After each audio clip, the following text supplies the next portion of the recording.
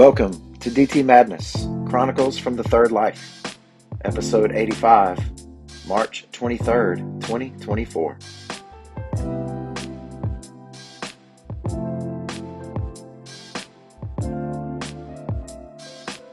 So glad you could make it.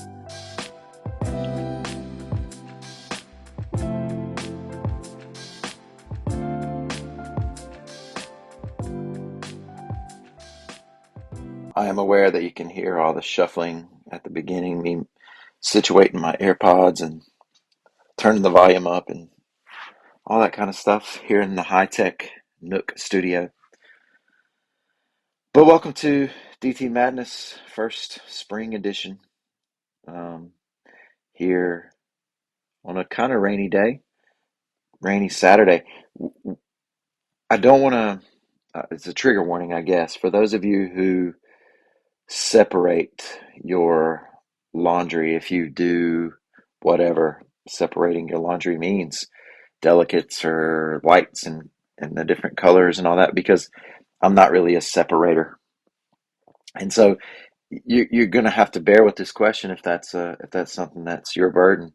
But this question is, if you're putting in a load of laundry, say you have a couple, do you want to throw some towels in? Do you want to mix it up? You could have one load of just regular clothes, shirts, pants, and such, and then one load of fully just towels. Obviously, the benefit is the towels load is going to be way easier to fold. However, do you want to mix it up and go half towels in each load to kind of break up the the the full loading, the full folding of the full clothes load? It's a real question to think about. Since we last um, since we last met here in the madness, my Wordle streak ended, and it really was a sad day. I had 220 in a row, and I can't even remember the word. It was one of those where I had it all but one letter, and it could have been. You know what? I do remember the word. It was hunch, and I had a hunch that it was hunch at the end, and I didn't go with it. I don't know what I went with. Lunch maybe, or bunch, punch. So many different options. But I definitely felt deflated after that Wordle streak. I've got it going again. I'm back up to 16, but what do? You just got to pick yourself back up, and keep going. Um, I just finished the latest book 12 of 2024, and this one was um, The Many Lives of Mama Love, and I highly recommend it. Laura Love Harden. It's her memoirs. I don't even want to say much about it because I don't want I don't want to ruin any of it for you. And so it's just really fantastic. And it was good. I was going to read the next Ken Follett book. This one's set. I can't even remember what it's called, but it's set in the Middle Ages during the plague. But the copy I got from a used bookstore is just the words are so tiny, and I don't know. I'm getting old, man. One of these days, I'm going to go to the eye doctor. Um, but yeah, the new Oprah book was really just fantastic. I'd been checking, I mean, all the time, even though I'm on the mailing list, waiting for Oprah to put her stamp on this first book of 2024, and it just is really good. I've I thought about getting a recliner for back here in the Nook or another footstool. I rearranged a little bit, trying to declutter because that's a thing. And I moved my chair facing a different way, but I do like to put my feet up, especially in the morning, especially first thing in the morning. And eventually I've just changed it back. I've got a new book stand here with my lamp on it. And um, so I guess I don't need the footstool now because I can put my feet back up on the counter where they belong. Um, I don't want to get too much into politics today, but I do want to make sure that, especially if you're in North Carolina, I really hope that you will be more than just a voter. I hope you'll be active this time. We could talk about Mark Robinson, governor. If maybe later, I'm sure we will. Plenty of issues there. But the North Carolina superintendent race, the superintendent for public schools, the person that maybe it's Morrow, I can't remember. The person that won the Republican nomination isn't in favor of public schools. Um, all her kids are homeschooled, and that's fine. I mean, homeschool is fine. I've got no problems with any of that.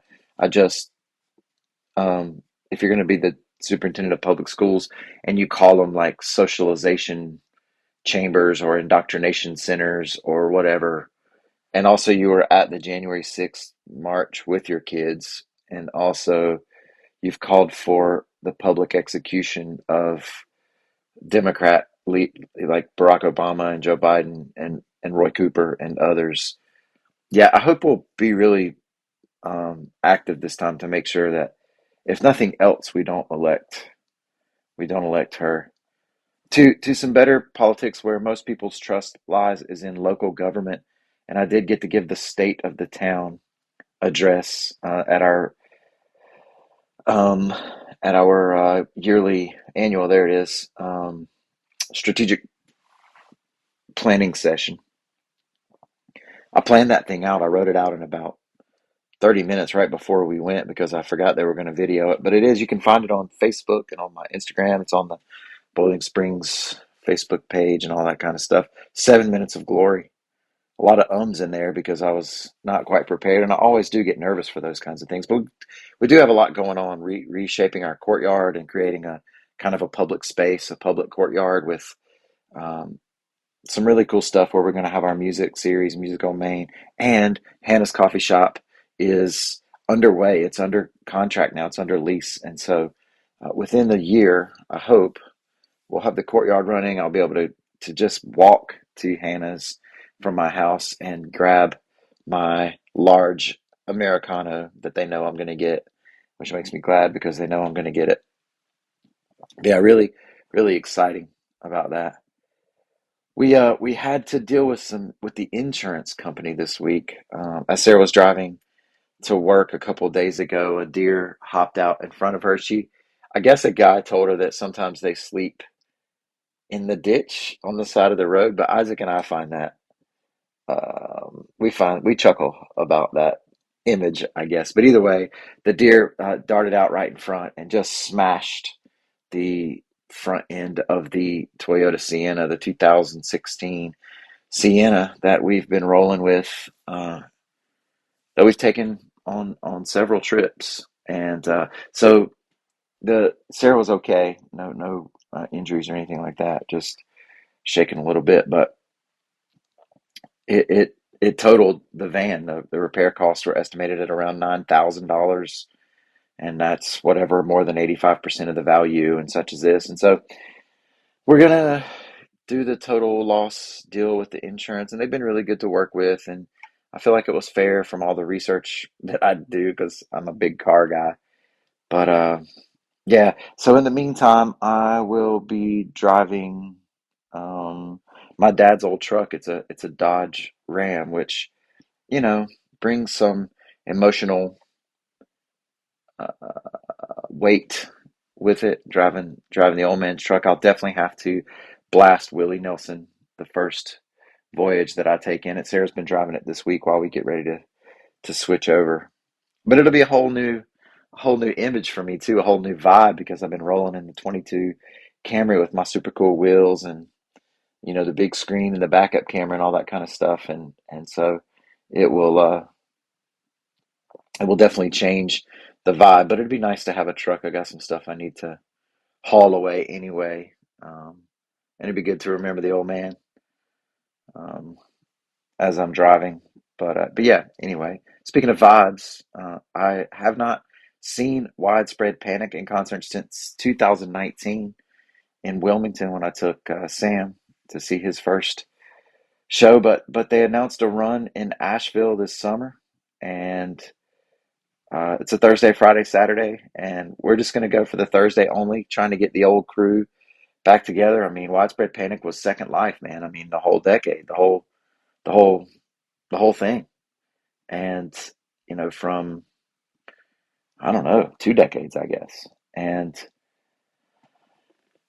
over 100 shows. And I love the band. They've changed. The drummers are different, because Todd Nance passed away, and of course Mikey passed away, but that was a long time ago. But I'm excited to get to see the crew. I don't really even know the new music from Widespread Panic, and the little bit I've sampled, it's not really doesn't really strike me much. But it will be awesome to be in Asheville because that's kind of the heart of the Widespread Panic scene for me.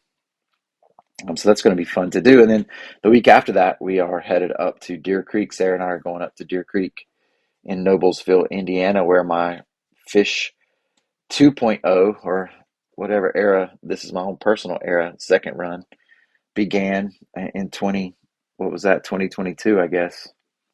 I'm so excited to go up there for a 3-day run to end the summertime and then get ready for the next school year, which will be Sydney's senior year. Wow, man, that's crazy. I have no idea why I have Cornflower Blue on this list. I don't remember what we were talking about. I don't remember if it was a Jeopardy question. It could have been. We've been watching a lot of Jeopardy, especially when the Tournament of Champions was going. But I do like Cornflower Blue, and I think that I would choose it out of all of the blues that were in that 64 pack with the little crayon sharpener on the back. So I don't know what your favorite blue is, but I do like the Blue Demons now. I've been a Duke Blue Devils fan, or I was a long time. I still pull for them. I still find myself hoping that they win when I watch the March Madness. But um, I've been a Butler fan, and then I'm not a Butler fan anymore. And then I was an Ohio State fan, all in basketball, because of my guy Chris Holtman. And Chris Holtman was fired at Ohio State this season, but he just got a new job in DePaul, or with DePaul, which is in Chicago, the DePaul Blue Demons, and they were awful. They were like 3-29, so this is a huge rebuilding project for Chris and his staff. But I'm a Blue Demons guy now because I follow Chris and he's my guy. Isaac has now completed driver's ed and the written examination and now has his driver's permit. He's not done a whole ton of driving. In fact, I think he's only driven once.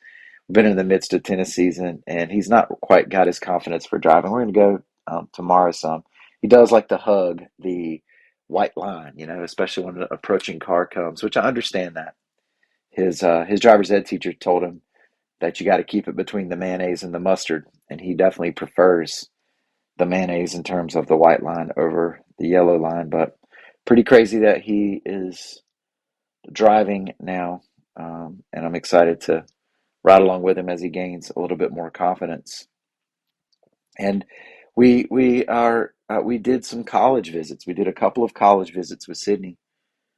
She rocked out the ACT, and of course her grades. I think she's currently right at the top of her class.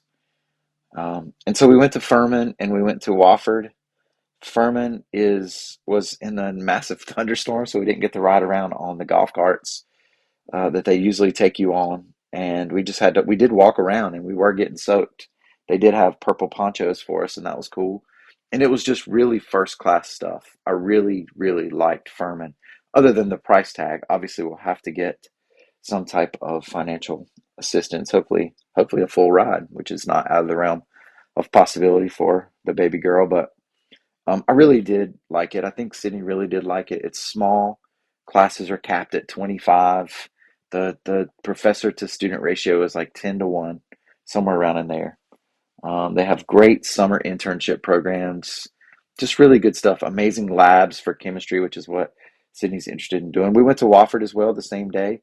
Very similar, very similar in structure. We didn't quite get this, excuse me, the same vibe from Wofford, but I think there was a variety of reasons or variables that could have played into it.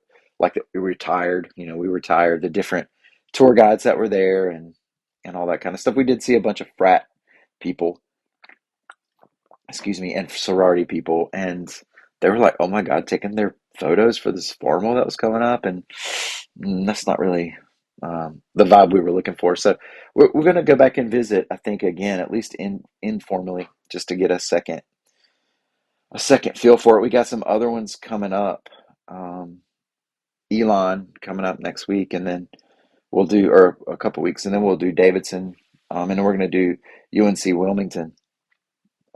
We'll check on the um, the living situation is going to be a huge deal. She would prefer not to do the communal living, as all of us, I think, would prefer not to do the communal living, but maybe that's a rite of passage. I'm not sure.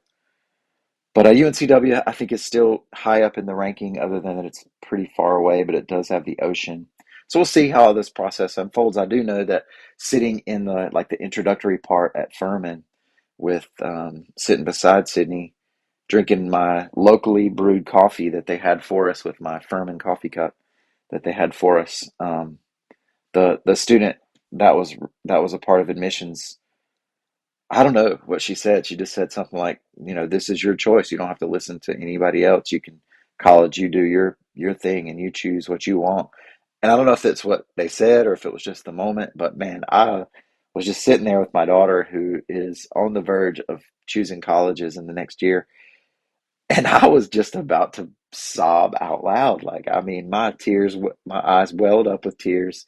Like that whole thing that happens in your chest where you're trying to breathe it back down. And whew, I kept it in, but it was close. It was close. Um, but anyway, college visits are a thing. I have not been to the Living Lotus in a while because of tennis. I'm doing the tennis coaching now, and I would typically go on Mondays at 4 p.m. to Living Lotus, and I told my person Sarah that I wanted to take a break. I did want to meet one more time to kind of wrap things up in this time period. But then I don't. Some things happened. She got sick, and then so we had to postpone the meeting, and then I couldn't work it out with my tennis schedule, and so anyway, it's going to be another until the first week of April where I kind of have this first phase wrap up meeting until I don't know until we decide that it's a good time to start back. I don't think I'm done with my work, and I know that that's true because when I read the love songs of W.E.B. Du Bois or Du Bois, however you say it. Um, I was like seriously triggered, and my nervous system was just a complete wreck for a couple of days as I finished that very difficult book to read, but amazing book to read. And so I don't think that my work is done, but I have written reflections on this first 13, 14 months of this journey into my healing. And I've one of the things that I've realized is that I am much more comfortable. I am much more at peace now that I don't know, now that my story isn't one that I have to keep to myself. Which, hey, you should read the Many Lives of Mama Love, by the way. And but one of the sponsors of the podcast here is the Magic Rock times two. But one of those is I'm going to return it. I've been trying to think about what I could give to my person Sarah at Living Lotus, who has been such an amazing therapist and counselor for me. I thought about getting her one of those succulents, but everybody buys succulents for people now. Isn't it? And but anyway, I thought about something that would be a little bit more meaningful, and I've talked about it a bunch. Like the process that I'm undergoing with her is heavily based on sensory motor therapy, and so many things. The rope of relationship, like um, whatever. Like I've done tug of war, which is what that's based on. I've pushed things with my feet and thrown pillows and had hot and cold things on my knees and on my feet and whatever. Like just a whole bunch of I've breathed myself bigger and scrunched myself up. Like I've done a whole bunch of things to allow my body to release the things that it's been processing for all these years. And one of the early things was she had me hold this rock in my hand, and and to hold it out until like it became a burden, until it was really difficult to hold on to as you're holding your arm out, and then to release it, because that was, at that point, it was a symbol or a representation of the burden that I feel to be a protector for my kids, to try to solve all of their problems, that I was holding their burdens, which should be their burdens and not particularly mine, in that way. And I dropped that rock, and it's just one of those things that this particular therapy for me, it's almost an immediate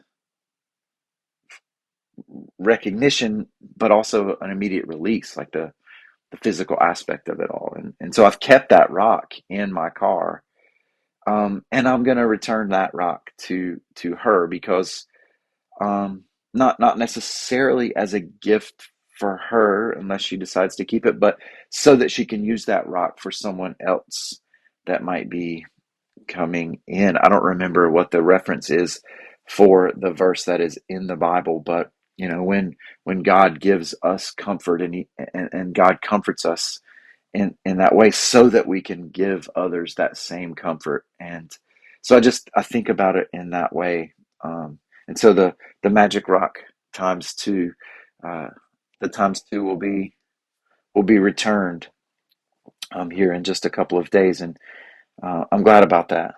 Um, and you know, I don't want to give it away. I don't even want to read it, because I want you to experience it. Except for I did post it on my Instagram story for those of y'all who are my Insta followers. Um, that's funny to say, but you should read the prayer before the prayer by Bishop Tutu.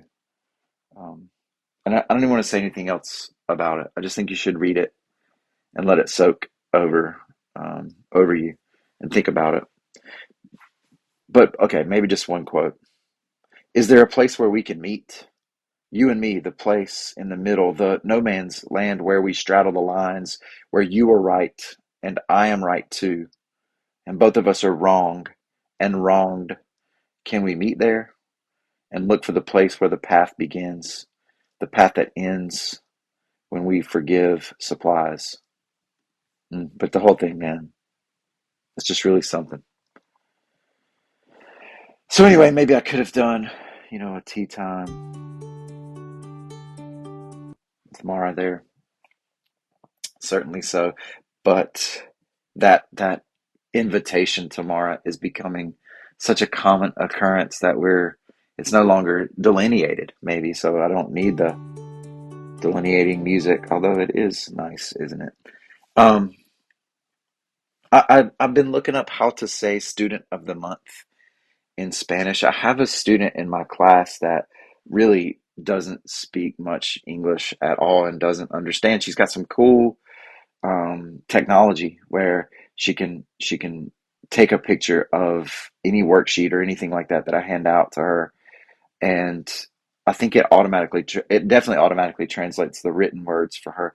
But I think also she has an audio connector to that, where she can understand what I'm saying. There's another student in the class that helps, translate with her as well, but she asked through this other student, a week or so ago, if she could if she could go to the library to catch up on math, because that's one she's really having a difficult time with. And I of course said yes, because she's doing very well in my civics class, and like very well in my civics class. You understand what I'm saying? Like someone who doesn't speak English, who isn't who hasn't been here in our culture, in our society, in our system long, and does way better than many of these other students who would put her in a category of that she doesn't belong. You know what I'm saying? And so I'm increasingly getting fired up about those types of things, and maybe I'm growing a spine for the first time in a while. But anyway, as she was going to the library, I told her one of the very few phrases that I know in Spanish, which is "hasta mañana," and I'll see you tomorrow. And it just immediately brightened her up that there was this line of communication between us, which, that's a real thing. So I'm going to nominate her for Student of the Month, for March, but I want to be able to tell her that, and so I'm working on how to tell her that. And one of my other students in my first period class is going to help me in my second period class. I mean, is going to help me with that. But I love teaching, man. I really do. I just love teaching and the connection that I get to make with these kids and to let them know that they've got advocates. You know, they got people on their side. And I love coaching tennis. I really do. Coaching the boys, like being the assistant to the coach this time, has really helped me to um, like recognize different patterns and pathways to making those communication lines open. Like even my own son, he gets really fiery during a match and he gets really angry. And talking to him during the match isn't going to help much, but he is listening and he is learning. It just, the process needs to take place for now, 30 minutes after the match. Now, that's something that he needs to work on as well. And we've talked about that. And we've talked about the fact that the main opponent in tennis, especially in singles, because singles is a very lonely island. Tennis singles is just you. I mean, your opponent's out there, but people are watching you. There's no way, like, there's some coaching that happens, but you know, there aren't timeouts. There aren't ways to get off the court. You have to correct things in the midst of the game on your own. And that's not just physical. In fact, it's probably more mental than anything. And so I have ordered this book um, about the inner game of tennis, and the because the mental game is a real thing, and coaching the mental game is something that I really want to learn. It's going to help me too, and it's why I tell them tennis is life. This is not just about overcoming. You know, winning and losing is a thing, right? Winning and losing is a thing because we keep score. And the competition that that breeds is great. It makes us better, it sharpens us. But ultimately, it's about the way you play the game. It's a beautiful game. The angles and the grace and the pace, you know, the delicate shots and the power shots. And you could translate all of that into living life. And doubles is a whole different kind of game. And so dealing with that mental toughness and helping these 15-year-olds, it's a team full of freshmen, really, with a couple of juniors mixed in. But it is a beautiful game. And I did get a bucket hat because I do like to have the suntan, but I don't want to catch the Noma, you know. And so I did get a pretty sweet bucket hat, and I've been wearing it out, and it's pretty intimidating. I have to admit, it's pretty intimidating. So definitely going to become a staple of the tennis coach life. I do have to report that yesterday I was able to go to the third hole on my belt loop where I'm usually on the second hole, and that was pretty big deal because I gained a pretty significant amount of weight after my dad passed away. I blame that pineapple casserole that those ladies had made because it was so good, and then I get addicted. Like you should read the Many Lives of Mama Love, but my addiction to escape is a real thing, and it's taken on many forms, and it takes on the form of sugar a lot of times, and I'm really trying to battle against that. And so I looked up workout routines for beginners, and I can't remember if I told Isaac it was from Woman's Day magazine, and he got a good chuckle out of that. Although I'm definitely in my middle-aged woman era, but it's from today. And so I found a nice little walk this many minutes a day and do some light upper body and lower body. And I'm really getting back into it, even though my arm, my deltoid attachment is bothering me in my right arm because of whenever I hurt it. I've been trying to go to Carolina Chiropractor to get some lasers and stuff, and that's been working pretty good. It's getting better, but it's still there, and it's been a little bit. But I've been doing the walking. I've been doing the walking in during school, during my planning period. I'll go and I'll walk for 30 minutes and then come back and eat my lunch and really getting in my steps, and that amplifies tennis practice and stuff like that. And so I've been dropping the few lbs, and you know, even if it was in Women's Day, that would be fine. I'm a huge fan of women. Um, I was a feminist probably before it was cool. Like it's Women's Month, right? March, and so like I've read a couple things on this, but as best I could tell, this act that was created in 1974 is the first time that women could really open up a bank account in the USA without being married, without their husband or whatever co-signing. 1974, y'all. So, yeah, okay. Anyway, with the exercise routine, I really have been eating way better for the most part. The weekends I do not as good. Like I do check, and I have Googled, is it okay to eat ice cream every night? Of course, the one thing says to not to, but then I found a site that said it was good for you to do that because the hormone that it releases makes you feel happy. And that's where I stopped my research because who wants to know about confirmation bias? And I do love vanilla ice cream. So good. But I've been eating the Buddha bowls or whatever you call them. Like I've been eating with the grain, the brown rice, or with some what kind of beans are those called? The ones you put in chickpeas, and I'm a radish eater, and I've been eating massaged kale, and there's no kale like massaged kale. And whatever, like the sauce is tahini sauce with whatever in it, or lime avocado with Greek yogurt. Like I'm eating healthy with little carrot shreds, avocado, pickled jalapeno. I've got back into pickled jalapenos too. But I found this place called, or I was told about this place called Cava, I think is how you say it, Cava. And there's a couple in Asheville, and I guess the closest ones are in Charlotte. And so I do hope to go up and try that at some point. I looked into pho, but I'm not really, I don't, we'll see. But I did look up ice cream every night. But I'm doing great. I'm doing great. I also looked up the best blog platform. I've been a blogger before. I've gotten back into Facebook a little bit, posted some things. Um, I've stayed pretty constant on Instagram. I do want to offer up the things that I think as important as that is. I do want to share with people what I think and how I think about it and the struggles that I go through. I think that's been a really great thing about DT Madness. It's just been so choppy here lately. I haven't kept up a very good pattern of putting out the episodes.